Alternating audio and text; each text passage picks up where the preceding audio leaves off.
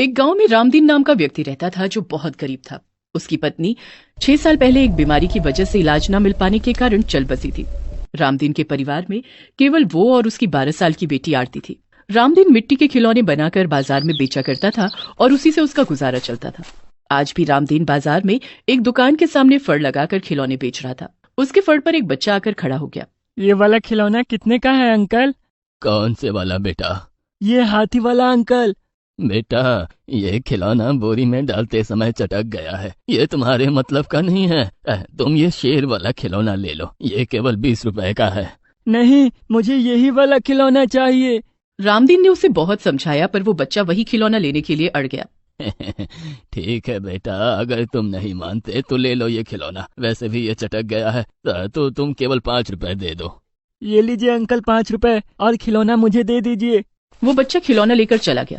कुछ देर बाद रामदीन के पास 2 युवक और एक औरत आकर खड़े हो गए। उनके साथ वही बच्चा था। उस बच्चे के हाथ में वही चटका हुआ खिलौना था। वो तीनों अमीर घर के लगते थे। उस औरत और उन 2 लड़कों ने रामदीन को गालियां देनी शुरू कर दी। इस बुढ़े के यहाँ से ही तुमने ये टूटा हुआ खिलौना खरीदा है बेटे? जी मम्मी। ए बुढ़े, बच्चा समझकर इसको लूट रहा था, एक टूटा फूटा खिलौना पकड़ा दिया मेरे बच्चे को। तुझे बच्चे को लूटते हुए शर्म नहीं आई? बहन जी, कैसी बातें कर रही हैं आप? मैंने इस बच्चे को बहुत समझाया कि ये खिलौना टूटा हुआ है, मगर ये बच्चा जिद पर अड़ा रहा और मैंने तो इस टूटे हुए खिलौने के पैसे ना के बराबर लिए हैं। अगर आप कहो तो वो पैसे मैं वापस किए देता हूँ। हाँ, क्योंकि तू तो बहुत ज्यादा दयावान है ना, पैसे वापस करेगा। मतलब तू हमें भिखारी समझ रहा है? अपनी औकात देख, तू पैसे वापस करेगा, ये कहने की तेरी हिम्मत कैसे हुई? उस औरत ने उन लड़कों की ओर इशारा करके कहा, देखते क्या हो, मारो इस बुढ़े को, ये बेवकूफ बनाकर बच्चों को लूट रहा है। और अकड़ देखो इसकी। बहन जी, मेरी बात तो सुनिए। औरत के इतना कहते ही उन दोनों लड़कों ने रामदीन को बुरी तरह से पीटना शुरू कर दिया। रामदीन वहां आसपास लोगों से मदद की गुहार लगाता रहा, मगर उसकी मदद को कोई नहीं आया। उन लड़कों ने रामदीन के सारे खिलौने पैरों से तोड़कर कुचल दिए। वो औरत गालियां बकती हुई अपने बच्चे को लेकर चली गई। रामदीन को उन लोगों ने बहुत मारा था। रामदीन को बहुत चोट आई थी। चोट के कारण ही रामदीन कुछ दिनों से बीमार होकर चारपाई पर लेट गया। उसकी आमदनी भी खत्म हो चुकी थी। घर की इस तरह से हालत देखकर उसकी बेटी आरती गुमसुम बैठी हुई थी। क्या सोच रही है आरती बिटिया? कितनी देर से देख रहा हूँ, गुमसुम बैठी हुई टकटकी बांधे छत को देखे जा रही है। कुछ नहीं बाबा, सोच रही हूँ कि भगवान ने हमको इतना गरीब क्यों बनाया। ऐसा नहीं कहते बिटिया, भगवान जो भी करते हैं अच्छे के लिए करते हैं। बाबा, मेरे साथ की सब लड़कियां स्कूल जाती हैं, पर मैं नहीं जाती। माँ मुझसे कितना प्यार करती थी, पर भगवान ने उसे भी मुझसे छीन लिया। और भगवान ने मुझे कोई भाई भी नहीं दिया। हर रक्षाबंधन में मेरी सहेलियां अपने भाई को राखी बांधती हैं, पर मैं। बाबा, अगर मेरा कोई भाई होता तो उन लोगों की इतनी हिम्मत नहीं होती थी कि वो आपको पीट सके। बाबा, उन लोगों ने आपको इतना मारा, पर किसी ने आपकी कोई मदद नहीं की। इतना कहकर आरती फूट फूट कर रोने लगी। आरती को रोता देखकर रामदीन की आंखों में भी आंसू आ गए। रो मत बिटिया, भगवान पर भरोसा रख। मैं जानता हूँ, जब से तूने आंखें खोली है, गरीबी के अलावा कुछ नहीं देखा। बाबा, घर में खाने को सब खत्म हो गया है और आप भी बीमार हो। जितने खिलौने थे वो सब मैं बेच चुकी हूँ, सिर्फ एक खिलौने को छोड़कर जो आपने मेरे लिए बनाया था। बाबा, मैं उससे ही अपना भाई मानती हूँ। ऊपर से जो आपने माँ की बीमारी को लेकर जो कर्ज साहूकार से लिया था, वो भी धमकी देकर गया है। अब क्या होगा बाबा? आरती को बड़ी चाहत थी कि उसका कोई भाई भी होता, तो रामदीन ने अपने हाथों से एक लड़के की शक्ल का मिट्टी का खिलौना बना कर दिया था। आरती बचपन से ही उस खिलौने से खेलती थी। खेल खेल में वो उसे अपना भाई बनाती थी। धीरे धीरे वो उस खिलौने को हकीकत में अपना भाई मानने लगी थी। उसने बड़े प्यार से उसका नाम मोहन रखा था। वो उस मिट्टी के खिलौने को भाई कहकर बुलाती थी। वो उसे अपनी जान से भी ज्यादा चाहती थी। बाबा, काश मेरा कोई बड़ा भाई होता तो आज हमारी ये स्थिति नहीं होती। बाबा, मैंने आपसे कितनी बार कहा कि मुझे खिलौने बनाना सिखा दो, पर आपने नहीं सिखाया। बाबा, मैं मर जाऊंगी पर ये खिलौना नहीं बेचूंगी। बिटिया, मुझे क्या पता था कि स्थिति ऐसी हो जाएगी। भगवान पर भरोसा रख, वो हमारे लिए कोई ना कोई रास्ता जरूर निकालेंगे। आरती ने अपने पिता रामदीन की बात का कोई जवाब नहीं दिया। रामदीन सो गया, मगर आरती की आंखों से नींद कोसों दूर थी। उसकी आंखों से लगातार आंसू बह रहे थे। उसके आंसुओं से उसके हाथ का खिलौना पूरा भीग चुका था और आरती भी बैठे बैठे सो गई। अचानक एक तेज रोशनी उस मिट्टी के खिलौने पर पड़ी और देखते ही देखते वो मिट्टी का खिलौना बड़ा हो गया और एक 15 साल के बच्चे के रूप में, यानी इंसान में परिवर्तित हो गया। उस खिलौने में जान आ चुकी थी। अचानक आरती की नींद खुल गई। उसके हाथों से मिट्टी का खिलौना गायब था। कौन हो तुम और मेरा भाई कहाँ है? मैं ही मोहन हूँ आरती। तुम्हारे आंसुओं के जरिए भगवान ने मुझ में जान डाल दी।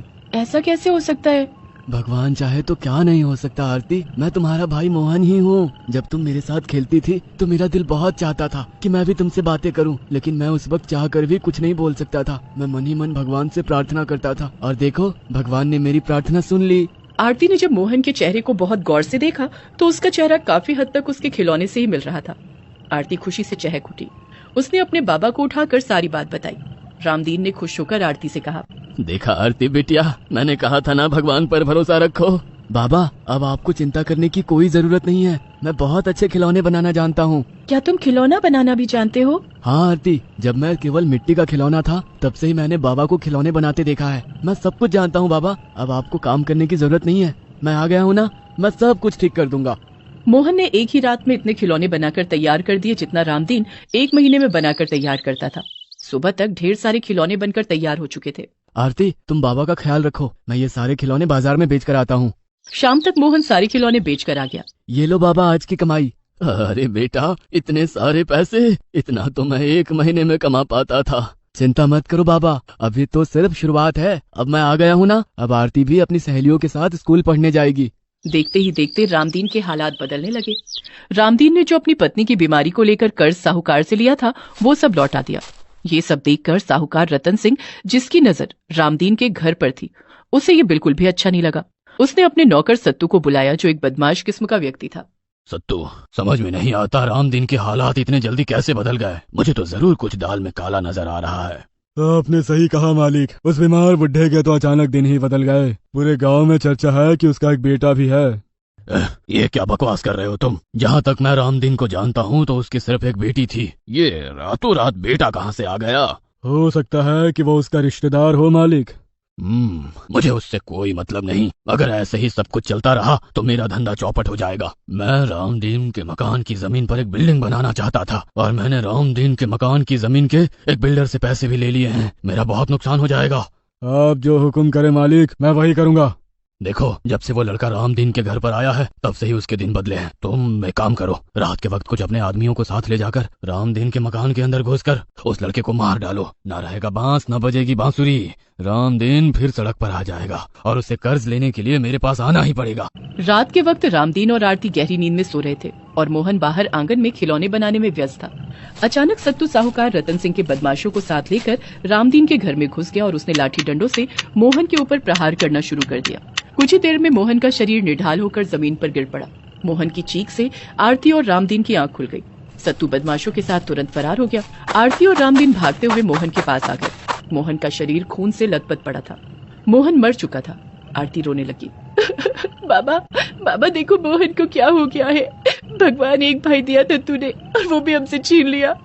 ये बेरहम दुनिया वाले, इनसे हमारी खुशी देखी नहीं गई।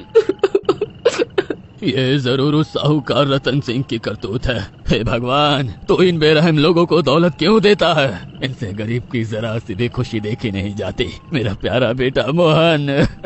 मुझे कुछ नहीं पता बाबा, मेरा भाई चाहिए मुझे। भगवान पर भरोसा रख बेटी, उसकी लीला बड़ी निराली होती है जो हमारी समझ में नहीं आती।